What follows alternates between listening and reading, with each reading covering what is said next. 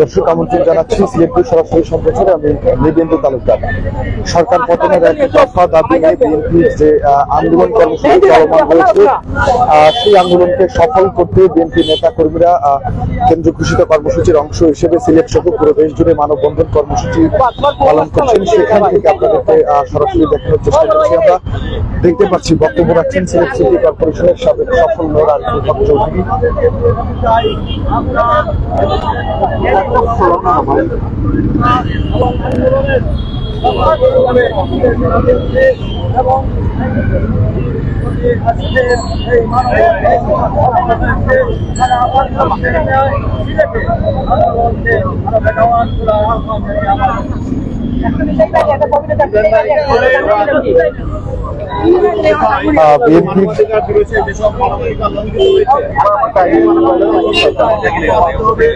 আমাদের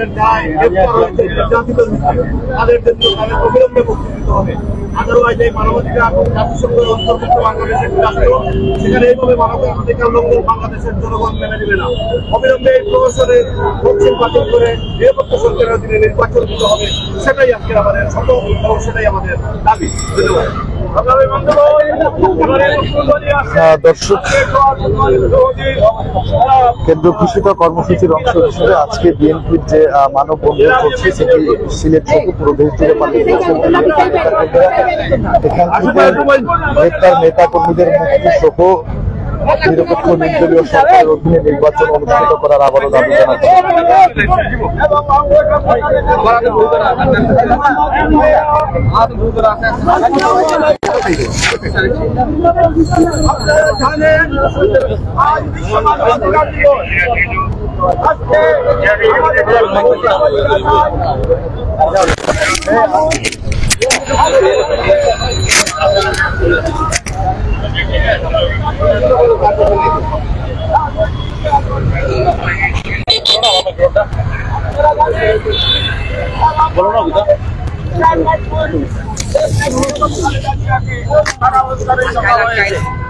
আমাদের নেতা তারেক রহমানকে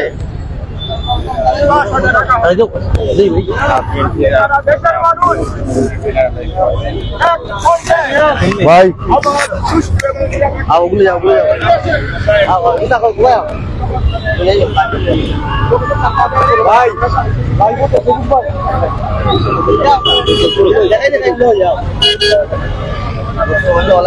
বিএনপির এই মানববন্ধনকে ঘিরে সিলেটে কিন্তু সতর্ক অবস্থানে রয়েছেন আইন শৃঙ্খলা রক্ষাকারী বাহিনীর সদস্যরা।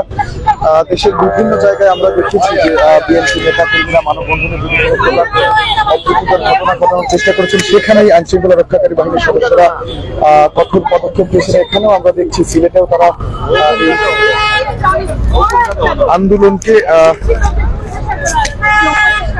একটু কথা বলতে বাচ্চাটা ভাই আমার ছেলে বুঝছেন রাস্তা ধরে ধরিয়া মঙ্গলবাজার থানায় নিচে গো বাচ্চাটা আমার ফ্যামিলি চালার আমার স্বামী অসুস্থ বেলিস্টকর রুগী 14 বয়স বুঝছেন রোদে গাড়ি চলছে 8টার সময়, আমার বাচ্চা 9:30টার সময় বাড়াইয়া গেছে। এখন পুলিশ দেখে রোদে মানে দম লেছিল, এখন যাত্রা মারি ধরে লিছে, ধরার পরে পুলিশের হাতও ধরছে পাও ধরছে, কইছে স্যার আমি না আমার কাছে ভিডিও আছে আমার বাচ্চার, কইছে স্যার আমি না আপনার পাও খানে ধরছি। এরপরে আমার বাচ্চার কাপড়ে চুপড়ে টানিয়া শার্ট মারিয়া বাইলাইয়া নিয়া গাড়ির জুড়ে ধরিয়া লইয়া গেছে। কি না এটা কোনটা তো না, আমার বাচ্চা এগুলা বুঝেও না এখনো, এটা কোনো দল করে না আমার বাচ্চা, এটা আমার ফ্যামিলি চালার লেখাপড়া করে না, আমার আমি অসুস্থ বেনিষ্ঠকর রোগী। আব্দুল সামাদ শিলাম পশ্চিম পাড়া। আমার বাচ্চাটা আমি কিভাবে পাই ভাই, আমার সংসারে বড় কষ্ট বুঝছেন, আমার 5 দিন হয়ে গেছে আমার বাচ্চাগুলো লাগে আমার খরচা বাটি যায়। আমার ঘরে একটা মেয়ে আছে, খাদ্য বড্ড কষ্ট করে, আর ভাই লাগে খালি কান্দে ওর আম্মাকে বাড়ি বেছিলাম, আমার ভাই হাতে দিলাম, আমার বুয়া কোনো লাগান আমি ছুটাইতে পারি না। 2টা মামলা দিলাইছে, 1 নম্বর আসামি দিছে। এরপরে 3 দিন রিমান্ড ডাকছে, ডাকিয়া নিয়ে একদিনও আমার বুয়ারে উবাস রাখছে, উগুমা রাখছে, 2 দিন উবাস রাখছে, উগুমা রাখছে। দর্শক, কথা বলছিলাম একজন স্বজনের সাথে, তিনি তার ছেলেকে হারিয়েছেন। বিএনপির যে চলমান আন্দোলন কর্মসূচি রয়েছে সেখানে অংশ নিতে গিয়ে তার ছেলে গ্রেপ্তার হয়েছেন। দর্শক, বিএনপি নেতা কর্মীদের অনেক স্বজনই কিন্তু এখানে উপস্থিত আছেন, আমরা তাদের সাথে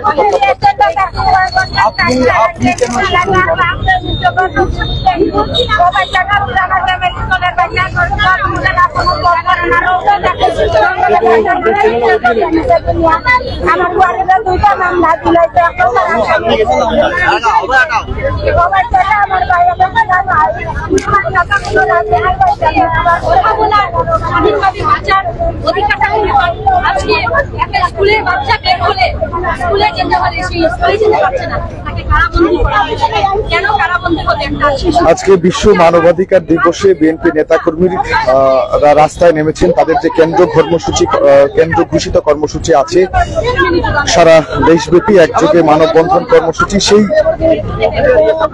কর্মসূচিকে সফল করতে তারা রাস্তায় নেমেছেন। আমরা দেখতে পাচ্ছি বিএনপির একাধিক শীর্ষস্থানীয় নেতৃবৃন্দ এই মানববন্ধনে অংশ নিয়েছেন। এছাড়াও বিএনপির প্রায় এই 1 মাসেরও বেশি সময় ধরে চলমান হরতাল এবং অবরোধ কর্মসূচিতে তাদের যে স্বজনেরা গ্রেপ্তার হয়েছেন তাদের স্বজনরাও কিন্তু এখানে উপস্থিত হয়েছেন এবং তারা আহাজারি জানাচ্ছেন, তাদের স্বজনদের মুক্তির দাবি জানাচ্ছেন। আমার ভাইয়ের আজকে মানবাধিকার দিবস, আমি আমার ভাইকে ফেরত চাই। যে গণতান্ত্রিক দেশের অধিকার মানে বলা হয় যে if the people, for the people, by the people, কিন্তু এই ডেমোক্রেসি দেশ আর নাই। এই হাসিনা সরকারের আমলে কোনো ডেমোক্রেটিক বলতে কোনো সাবজেক্টই নেই। কই আমাদের অধিকার হরণ করা হয়েছে, আমার ভাইকে গুম করা হয়েছে 2012 সাল থেকে এখন 2023 সাল চলতেছে। এটা কি কম দিন? গুম হওয়া মানুষ কিভাবে থাকে, ও আছে কি নাই, ওকে কিভাবে রাখা হয়েছে তাদের আয়না করে আমরা তো জানি না। আমরা কিভাবে দিন কাটাচ্ছি? আমার বাবাকে আইসিইউতে রেখে আমি আজকে রাস্তায় এসেছি। আমার ভাইয়ের জন্য আমার বাবা মা 2জন হার্টের রোগী হয়েছেন, অসুস্থ হয়েছেন। আমার বাবা মা এখন আইসিইউতে। আমার বাবা মা, আমি ওনাদেরকে ওইখানে রেখে আমি আজকে রাস্তায় এসেছি। কেন? আমার ভাইয়ের জন্য। শুধু আমার ভাই বলবো কেন, আমাদের এই সিলেটের 4 জন মানুষ, এম ইলিয়াস আলী, ওনার ড্রাইভার আনসার আলী, আমার ভাই ছাত্রদল নেতা ইফতেখার আহমদ দিনার, তার বন্ধু জুনেদ আহমদ, 4 জন সিলেটের মানুষ গুম হয়েছেন। আজ পর্যন্ত তাদের কোনো হদিস নাই। আমি আইন শৃঙ্খলা রক্ষাকারী বাহিনীর কাছে উচ্চ পর্যায়ে, সর্বোচ্চ পর্যায়ে আমি গিয়েছি এবং প্রশাসনের সর্বোচ্চ পর্যায়ে গিয়েছি, সব সেক্টরে গিয়েছি, আমি সরকারেরও সব সেক্টরে গিয়েছি। ওনারা আমাকে জানিয়েছেন, ওনারা সব জানেন, আমার ভাই সম্পর্কে ওনারা সব জানেন, কিন্তু ওনারা কিছু করতে পারবেন বাবা। ওনারা বলতেছেন আমরা দেখবো, এই দেখবো। এখন পর্যন্ত ওনারা দেখতেছেন, 12 বছর থেকে ওনারা দেখতেছেন। ওনাদের সদিচ্ছা নাই, ওনাদের কোনো ইচ্ছাই নাই ওরা আসুক।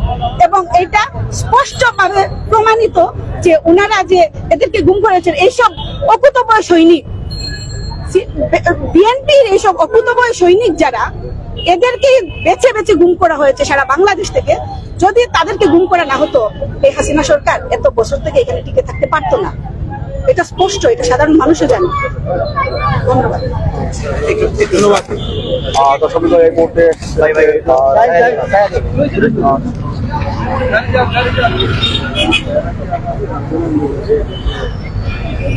বিশ্ব মানবাধিকার দিবসে বিএনপি যে কর্মসূচি পালন করছে সেই মানববন্ধন কর্মসূচিতে বিএনপির একাধিক শীর্ষস্থানীয় নেতৃবৃন্দ এমনকি বিএনপি চেয়ারপারসনের উপদেষ্টা আরিফুল হক চৌধুরী, যিনি সিলেট সিটি কর্পোরেশনের সাবেক সফল মেয়র, তাকেও আমরা দেখেছি এখানে অংশগ্রহণ করতে। পাশাপাশি প্রায় 1 মাসেরও বেশি সময় ধরে চলমান বিএনপির এই অবরোধ এবং হরতাল কর্মসূচিতে বিএনপির যেসব নেতা কর্মীরা গ্রেপ্তার হয়েছেন তাদের মুক্তির দাবিতে স্বজনরাও রাস্তায় নেমে এসেছেন এবং আহাজারি করছেন, তাদের মুক্তির দাবি জানাচ্ছেন। এবং অপরদিকে আমরা দেখতে পাচ্ছি বিএনপির এই মানববন্ধনকে ঘিরে আইনশৃঙ্খলা রক্ষাকারী বাহিনীর সদস্য তারাও কিন্তু সতর্ক অবস্থানে রয়েছেন। পাশেই আইনশৃঙ্খলা রক্ষাকারী বাহিনীর একাধিক টিম এখানে উপস্থিত আছেন, তারাও কিন্তু প্রস্তুত রয়েছেন যাতে বিএনপি নেতা কর্মীরা কোনো ধরনের কোনো অপ্রীতিকর ঘটনা এই মানববন্ধন থেকে ঘটাতে না পারেন সেদিকেও তারা সজাগ দৃষ্টি রাখছেন।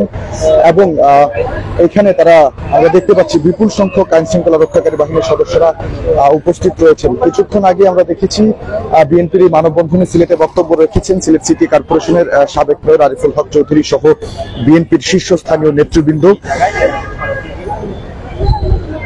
একদিকে সরকার এবং নির্বাচনমুখী দলগুলো যেমন নির্বাচনের প্রস্তুতি নিচ্ছে, দ্বাদশ জাতীয় সংসদ নির্বাচনের প্রস্তুতি নিচ্ছে, অপরদিকে বিএনপি কিন্তু তাদের এখনো যে 1 দফা দাবি আছে, সরকার পতনের 1 দফা দাবি, অর্থাৎ তফসিল বাতিল করে দ্বাদশ জাতীয় সংসদ নির্বাচনের ঘোষিত তফসিলকে বাতিল ঘোষণা করে এবং নির্দলীয় নিরপেক্ষ সরকারের অধীনে যে তাদের নির্বাচনের দাবি, সেই দাবিতে এখনো বিএনপি নেতা কর্মীরা অনড় রয়েছেন এবং রাজপথে তারা বিভিন্ন ধরনের কর্মসূচি পালন করছেন। তারা বলছেন যে সরকারের পতন না ঘটিয়ে এবং নির্দলীয় নিরপেক্ষ সরকারের অধীন ছাড়া তারা নির্বাচনে যাবেন না, এই বক্তব্য তারা এখনো স্পষ্টভাবে দিচ্ছেন। যদিও আমরা দেখছি যে দ্বাদশ জাতীয় সংসদ নির্বাচনের সব ধরনের কার্যক্রম সম্পন্ন হচ্ছে।